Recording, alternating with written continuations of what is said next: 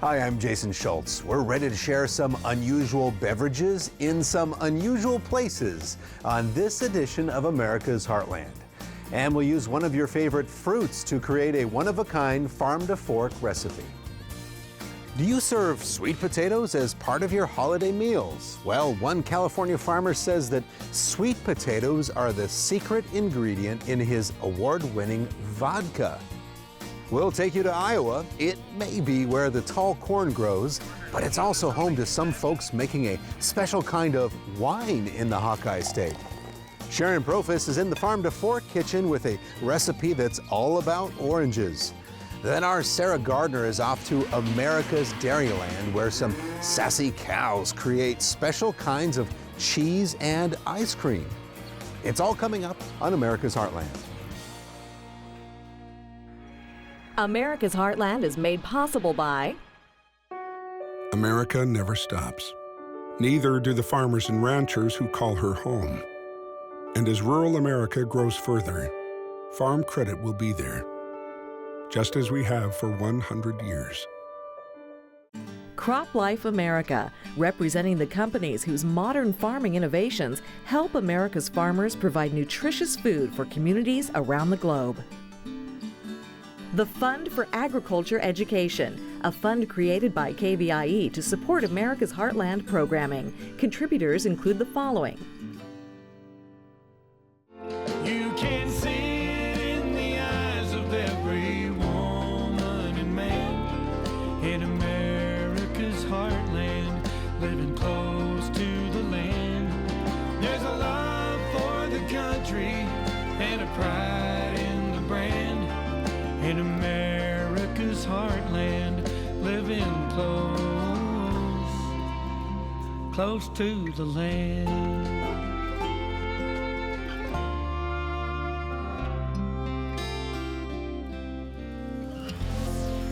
Hi there. We're happy to have you along with us on America's Heartland. Farmers and ranchers are very creative when it comes to finding new ways to utilize their land and hopefully increase their profits. Many farmers diversify. They offer farm-stay vacations, they might have seasonal corn mazes, or they plant crops that give them more than one harvest a year. They're also willing to try something new, and that was the case at the Souza farm in Central California, where bright orange sweet potatoes were not heading for the supermarket, they're heading for the bottle.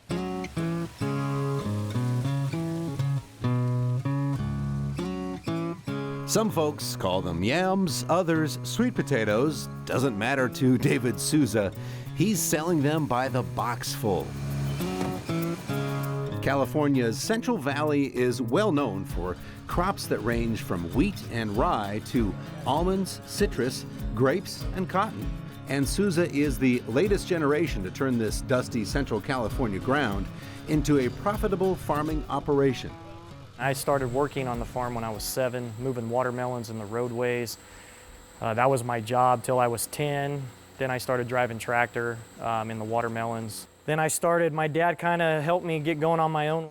Today, DNS Farms grows almonds and sweet potatoes. About 75% of the potatoes end up in grocery stores across the United States.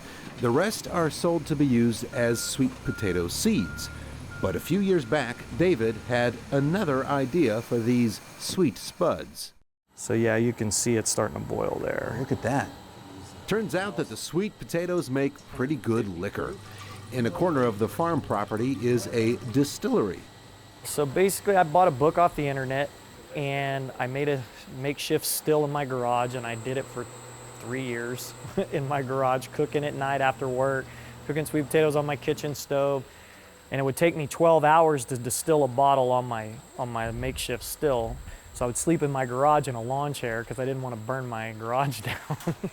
To understand where David got this unusual idea, you have to trace his life's journey.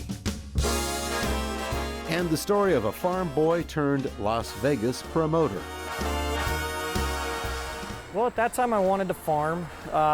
Didn't think I'd do anything else. I went to college for business, but kind of knew I was going to stay farming. And then when I hit my 20s, I was kind of like, yeah, I might want to do something different. Something which was totally opposite from farming. I always had an interest in music and listening to music, and Didn't really have any talent to play it. So I started doing concert promoting, car shows, and kind of that realm of the entertainment business is kind of what led me to want to go to Las Vegas and look at different business aspects there. As you might imagine, the idea of distilling liquor on the farm was not an immediate hit with everyone around these parts.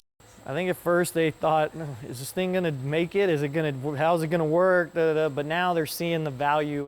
But persistence paid off. He convinced his family to take a chance. Today you'll find his sweet potato spirits at liquor stores across the United States, named Corbin Cash after his son. There you go, a little sweet potato stew there. Take a look at that. They're chopped up, and then as they emulsify, it'll turn into like a tomato bisque. It will be the consistency of it when it's done.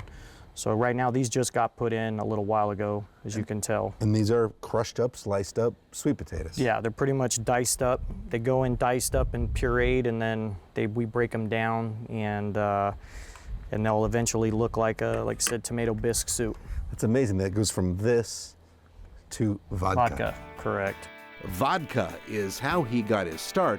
His vodka has won prestigious national awards. But in the liquor game, whiskey is where the money is at. So David is most proud of his Corbin Cash Rye whiskey. He sells his brand as premium at a slightly higher price than the average liquor, and it's the only liquor on the market made from sweet potatoes.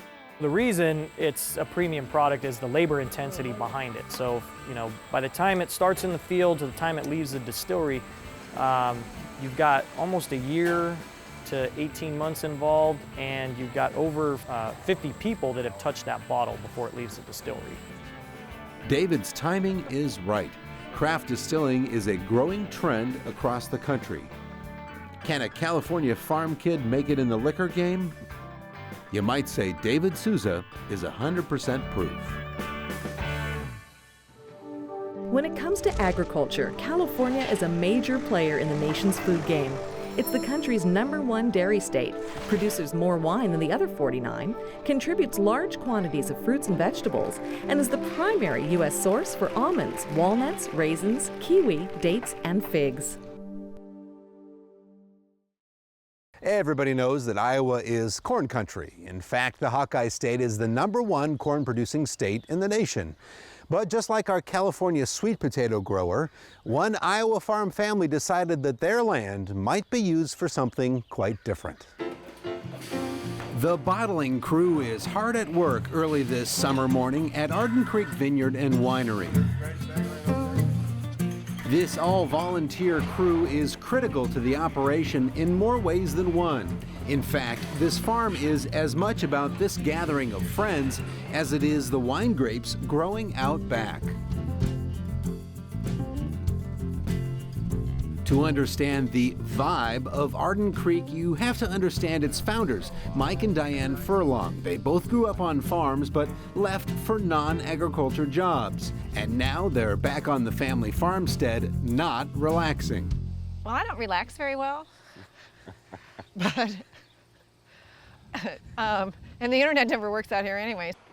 After success in their chosen fields just over 10 years ago, they got interested in winemaking. Not long after that, they decided to plant a few acres of grapes, and the perfect place to do it was Mike's family farmstead that's been in his family since the 1800s. The property we're on here, this 40 acres, was settled by the Furlongs in 1855. They had migrated across New York and Ohio for about 5 years after the potato famine in Ireland. So we have kind of an interesting endeavor in the middle of a corn soybean state, but we think diversity is good and we hope other people do as well. Mike's cousin Tom is what you might call a typical Iowa farmer. He grows corn and soybeans and raises cattle just down the road. Now, obviously, this area is, I would say, a more traditional type of area. Were there any naysayers that said, a winery in Let's Iowa? Well, I think when anybody else that starts a new business, you always have those people that think you're pretty crazy and it's a crazy idea and that it won't make it. But You know, I think it was good that somebody's willing to take that and add a little diversity to the community. So it was good to see that somebody was going to try something different. It's sweet too. But with risk, sometimes comes great reward. And the Furlongs say their reward comes whenever a new customer stops by their wine shop to pick up a bottle. It's pretty exciting. The thing I like to ask them is, where are you from and how did you find us or hear about us or have you tasted our wine?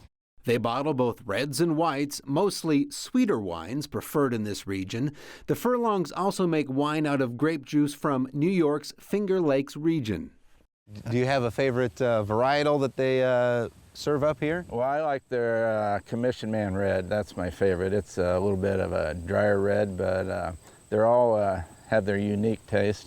Meanwhile, those volunteers are hard at work inside.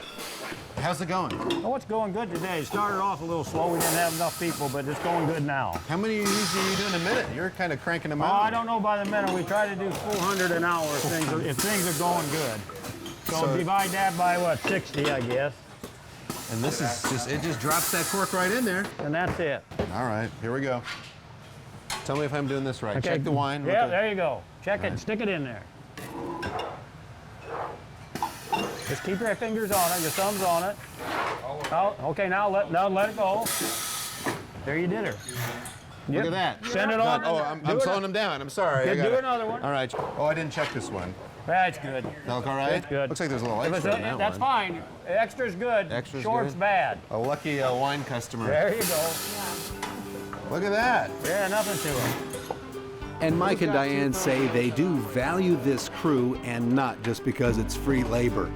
But they see it as something more, something that's been lost as Iowa farming has become more mechanized. We both grew up on family farms with aunts and uncles and cousins all in a row and all together. And everybody would come to vaccinate hogs, bale hay, whatever it was, and that is gone in the farming community today. And so by doing the grapes, what we've been able to do is have all kinds of people come and help plant the grapes, harvest the grapes, and now bottle the juice. So it's a way to get people together in agriculture. And we will be introducing the Nouveau. And while some people look for relaxation in retirement, the Furlongs insist this was never intended to be a hobby. Proof? They sell 27,000 bottles a year. It's a business with few days off. We talked about a vacation in January. It ended up being one night in another part of northern Iowa. Again, I'm a giver.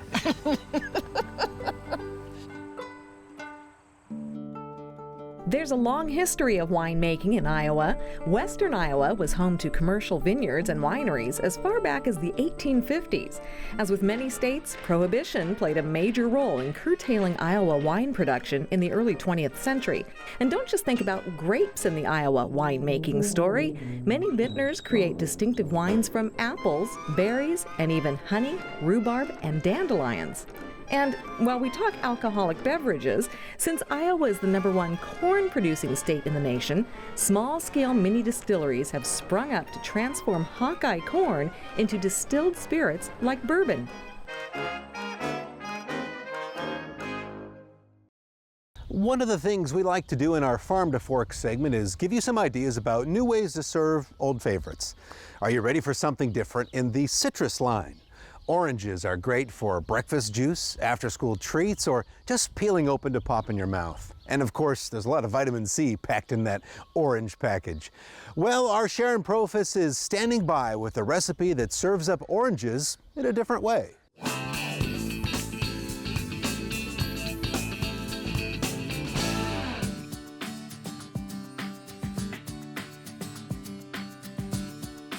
There are so many ways to enjoy an orange that doesn't involve just eating it out of your hand. So today we're making a fresh and candied orange salad with a lemon walnut dressing. Now, before we get into this, I want to share a little trick with you. When I'm shopping for oranges, I probably look a little crazy because here's the trick. What you want is to pick up the oranges and see if they're heavy. The heaviest ones are the juiciest, they're the freshest, and if you pick one up that feels kind of light, skip it. You know that it's probably dry on the inside. So these are heavy, juicy oranges that are going to be great in this fresh salad. The first way we're going to prepare the orange is by candying it. So for this, we're using the entire orange, rind and flesh, and you want to slice it into pretty thin slices, just like that. If you're stocking up on oranges, you can leave them on the counter for 3 to 4 days, or you can keep them for longer in the fridge for up to 2 weeks. And we'll place these beautiful orange slices in a pot. I know the rind is bitter, but trust me, once you candy them, it's going to be so good. And if you have any left over, you can also use them as a garnish on a cake or other dessert. So in with the oranges, we'll add 1 cup of sugar and 1 cup of water. Let's take this to the stove and let it simmer until it becomes syrupy. We've taken care of our candied oranges. Now comes the fresh part. We're going to segment these oranges so that you don't get any of the white pith. It's a really wonderful way to present oranges, and you cut out all of the bitterness. So the first step is to cut off the tops and the skin, just like that. I'm using a paring knife so that I have a little bit more control, and you'll inevitably cut away some of the flesh, that's all right. Just go all the way around the orange, cutting away anything left behind as you go. This is also a great way to cut oranges if you're making a fruit salad or you just want a really clean presentation. Once you've cut away the skin, it's time to remove the segments. And you want to use these white lines here as your guide. And just cut along the edge of those lines until you get a segment. How nice is that? It's a little bit more work, I know, but it's totally worth it because look how beautiful those segments are. Now we're going to make that lemon walnut dressing. Comes together quickly in a food processor. And in goes about 1/3 cup of chopped walnuts, the juice of 1 lemon, some Dijon mustard, honey to counterbalance the acidity from the lemon, a pinch of salt, and we'll process this while I drizzle in 1/2 cup of olive oil.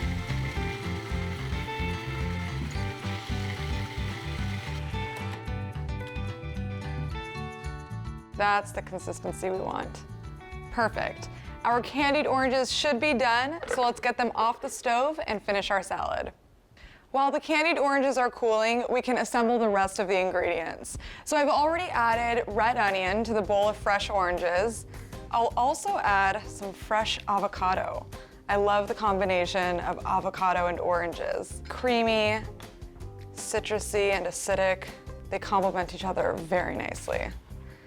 And by the way, you can prepare all of these ingredients separately, and just before you're ready to serve the salad, you can put them together. I have some fresh spring greens. You can also use spinach here for an even more nutritional twist. And goat cheese. This is crumbled goat cheese. Also a wonderful complement to the oranges and the avocado. I've done this with gorgonzola, blue cheese. And before we incorporate the candied oranges, which are also a garnish, we'll dress the salad. So we have our beautiful lemon walnut dressing. Notice how creamy it is, even though we didn't add anything like mayonnaise or cream to it. When you blend the walnuts, they become creamy. So this is actually a very healthy salad, if you don't count the sugar from the oranges. This is going to be such a refreshing salad, especially since you have that fresh orange, and then the surprise ingredient is definitely the candied orange. What I like to do is get a little fancy. I take an orange, split it, and then just twist it and repeat the same thing all the way around the salad. Why don't we also add a little bit more goat cheese on top? And there you have a beautiful candied and fresh orange salad that you can serve any time of year. And now all that's left to do is eat.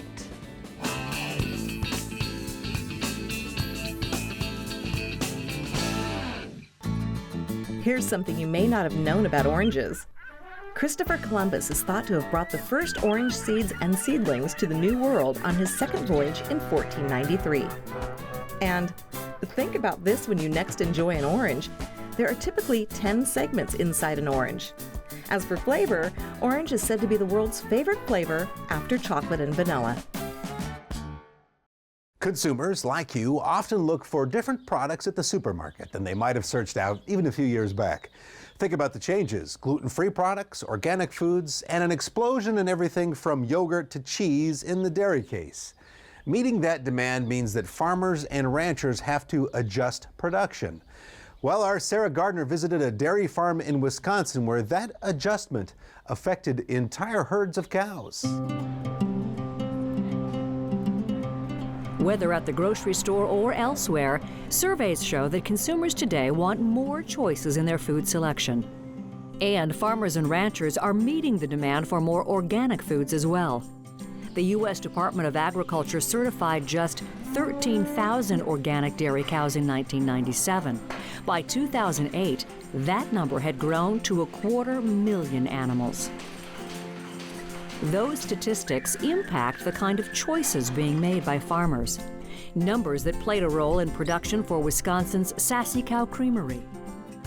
Back in 2000, brothers James and Robert Beowulf took their parents' dairy farm, split the herds in two, and began producing both organic and non-organic or traditional milk products. And at my farm, we have 200 organic cows. And at my brother Robert's farm, we have 400 non-organic cows. So are all your products both organic and non-organic from the creamery? Oh, yes, we offer two separate lines. So some of our customers choose to purchase organic milk in some of our stores as well. And then some of our customers in store locations choose to purchase our non-organic milk. With their dairy herd totaling several hundred cows on two separate farms, the Beowulf brothers provide organically grown feed to that livestock segment and traditional feed to their other cows. Between the two farms sits the production facility, a creamery built in 2008. Here, hundreds of pounds of cheese are processed. Hundreds of quarts of ice cream are manufactured. And more than 20,000 gallons of milk are bottled, each and every week, organic and non-organic, in separate production runs. So this is where the cheese curd operation happens, right? Our cheese vat started at about 6 this morning. How many gallons or ounces of cheese? 3,000 pounds of milk. 3,000 pounds of milk? Yes. So how many gallons of chocolate milk? Oh, about 600 gallons. 600 gallons, what, once a week? Yep, Thursday is our chocolate milk day. The majority of the Sassy Cow dairy products will be delivered to grocery stores and supermarkets all across the state of Wisconsin. But the Beowulf brothers also saw a need to augment their dairy entrepreneurship with their own retail operation. Serving both segments of the buying public, their farm store offers organic and traditional milk. Oh, and did I mention they even have trading cards with pictures of the cows producing the milk? And then there's the cheese making side of the business. Tell me a little bit about that. For us, we do a small amount of cheese, but fresh cheese curds are popular, and so we do about 1 vat per week. The cheese curds are packed as a handy snack food, with some of the product finding its way into Wisconsin schoolrooms. We're also part of their school lunch snack program, and so we provided some cheese curds for them to take to the schools, especially in winter when there isn't fresh produce available for the program. Sassy Cow also participates in the Buy Local, Buy Fresh program, where Wisconsin growers promote sustainable farms by selling their products to local restaurants.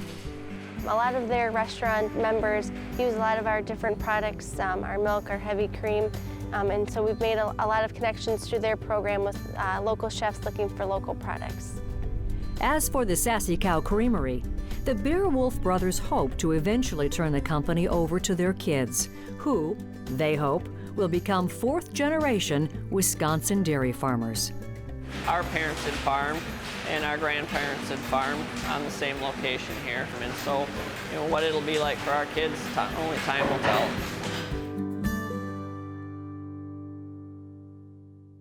Have you visited our America's Heartland website lately? There's a lot there that we think you will like. Just log on to americasheartland.org. We've got video from all of our shows, recipes from Sharon Profis, and plenty of information about American agriculture. And don't forget, you can connect with us on Facebook or check out our America's Heartland videos on YouTube. That's going to do it for this time. Thanks for traveling the country with us on this edition of America's Heartland. You can see it in the eyes of every woman and man in America's heartland, living close to the land. There's a love for the country and a pride in the brand. In America's heartland, living close to the land. America's Heartland is made possible by America never stops. Neither do the farmers and ranchers who call her home. And as rural America grows further, farm credit will be there, just as we have for 100 years. Crop Life America, representing the companies whose modern farming innovations help America's farmers provide nutritious food for communities around the globe. The Fund for Agriculture Education, a fund created by KVIE to support America's Heartland programming. Contributors include the following: